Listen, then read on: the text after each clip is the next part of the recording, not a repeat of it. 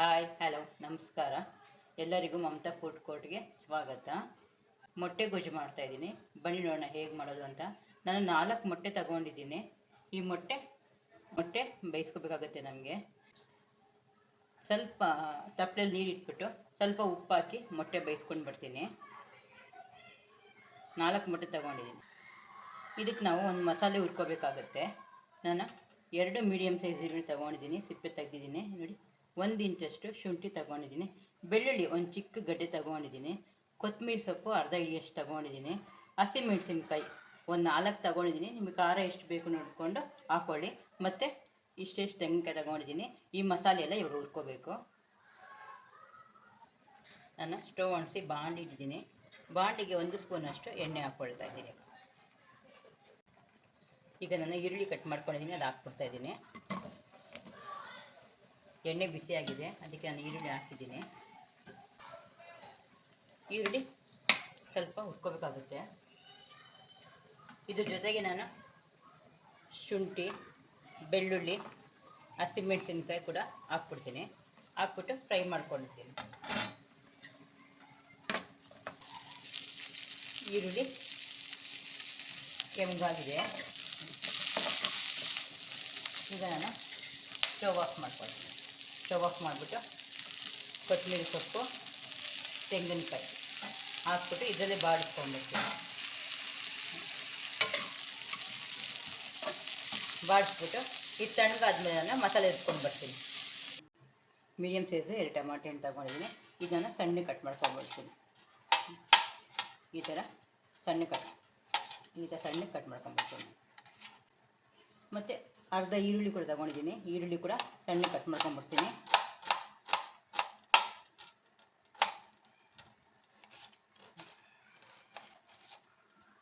ಸಣ್ಣ ಕಟ್ ಮಾಡ್ಕೊಂಡ್ಬಿಡ್ತೀನಿ. ಈಗ ನಾನು ಮಸಾಲೆ ಜಾರ್ಗೆ ಹಾಕ್ಕೊಂಡಿದ್ದೀನಿ. ಇದು ಇಟ್ಕೊಂಡು ಬರ್ತೀನಿ ನುಣ್ಣಗೆ.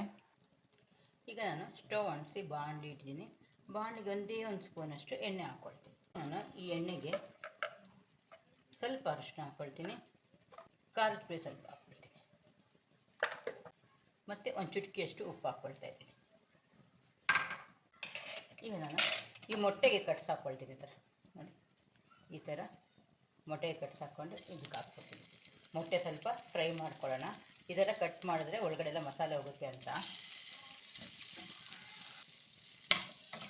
ಈ ಥರ ಸ್ವಲ್ಪ ಫ್ರೈ ಮಾಡ್ಕೊಂಬಿಡೋಣ. ಈಗ ಮೊಟ್ಟೆ ಫ್ರೈ ಆಗಿದೆ. ನಾನು ಮೊಟ್ಟೆ ತೆಗೆದುಬಿಡ್ತಾ ಇದ್ದೀನಿ. ಮೊಟ್ಟೆ ಈ ಥರ ಫ್ರೈ ಮಾಡ್ಕೊಂಡಿದ್ದೀನಿ, ತೆಗೆದುಬಿಡ್ತಾ ಇದ್ದೀನಿ.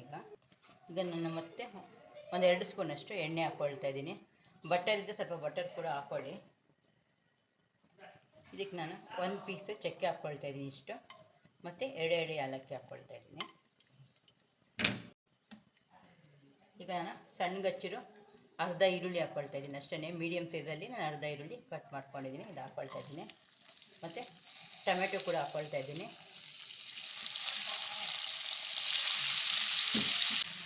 ಸ್ವಲ್ಪ ಟೊಮೆಟೊನ ಸ್ಮ್ಯಾಶ್ ಆಗುವವರೆಗೂ ನಾವು ಫ್ರೈ ಮಾಡ್ಕೊಳ್ಳೋಣ. ಈಗ ಟೊಮೆಟೊನ ಸ್ಮ್ಯಾಶ್ ಆಗಿದೆ. ನಾವೇನು ರುಬ್ಬಿದ್ವಲ್ಲ ಮಸಾಲೆ, ಅದಕ್ಕೆ ಇದಕ್ಕೆ ಹಾಕ್ಕೊಳ್ತಾ ಇದ್ದೀವಿ.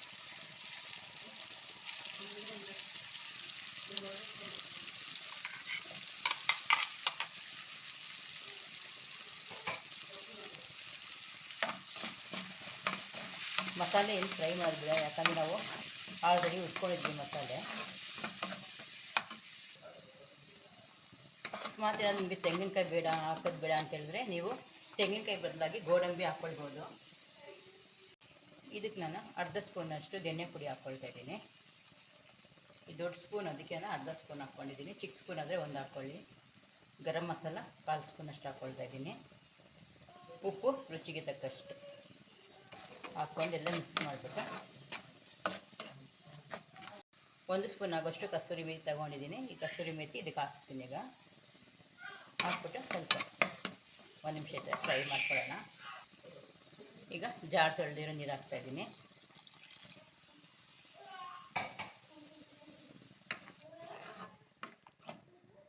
ಎಲ್ಲ ಒಂದು ಸತಿ ಮಿಕ್ಸ್ ಮಾಡಿಬಿಟ್ಟು ನೋಡ್ಕೊಳ್ಳಿ ಎಷ್ಟು ಗಟ್ಟಿಯಾಗಿ ಬೇಕು, ತೆಳುಗೆ ಬೇಕಂದ್ರೂ ನೀವು ಮಾಡ್ಕೊಳ್ಬೋದು. ಇದು ನಾನು ಸ್ವಲ್ಪ ನೀರು ಹಾಕ್ತೀನಿ. ಇದಕ್ಕೆ ನಾನು ಸ್ವಲ್ಪ ನೀರು ಹಾಕ್ತಾಯಿದ್ದೀನಿ. ಒಂದೆರಡು ನಿಮಿಷ ಲಿಡ್ ಮುಚ್ಚಿ ಕುದಿಯೋಕ್ಕೆ ಬಿಡ್ತಾಯಿದ್ದೀನಿ. ಇದು ಈಗ ಒಂದೆರಡು ನಿಮಿಷ ಆಗಿದೆ, ಬೇಡ ನೋಡೋಣ. ಯಾಕಂದರೆ ನಾವು ಮಸಾಲೆ ಫ್ರೈ ಮಾಡಿದ್ವಲ್ಲ, ಅದಕ್ಕೋಸ್ಕರ ಏನು ಜಾಸ್ತಿ ಕುದಿಸೋದೇನು ಬೇಡ. ಈಗ ನಾನು ಮೊಟ್ಟೆ ಹಾಕ್ಬಿಡ್ತಾಯಿದ್ದೀನಿ. ಮೊಟ್ಟೆ ಹಾಕಿ ಒಂದು 1/4 ಸ್ಪೂನಷ್ಟು ಮೆಣಸಿನ ಪುಡಿ ಹಾಕ್ಬಿಡ್ತೀನಿ ಮೇಲಿಂದ. ಈ ಥರ ಮಸಾಲೆ ಸ್ವಲ್ಪ ಇದ್ರ ಮೇಲೆ ಈ ಥರ ಮಿಕ್ಸ್ ಮಾಡ್ಕೊಳ್ಳೋಣ.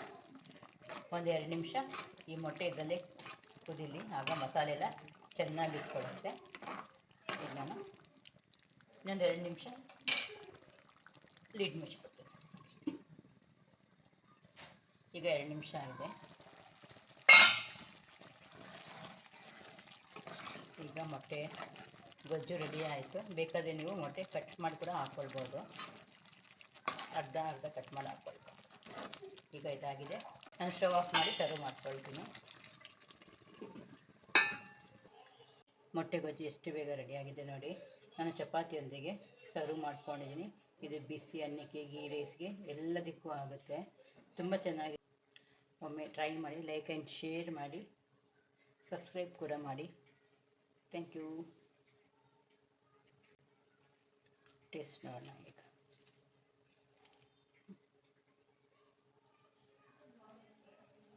ಸ್ವಲ್ಪ ಮೊಟ್ಟೆ ಇದ್ದಾರೆ, ಬೇಕಂದರೆ ಇನ್ನೂ ಸ್ವಲ್ಪ ಜಾಸ್ತಿ ಖಾರ ಹಾಕ್ಕೊಳ್ಬೋದು ನೀವು. ಸ್ವಲ್ಪ ಖಾರ ಇದ್ದರೆ ಚೆನ್ನಾಗಿರುತ್ತೆ ಮೊಟ್ಟೆ ಗೊಜ್ಜು.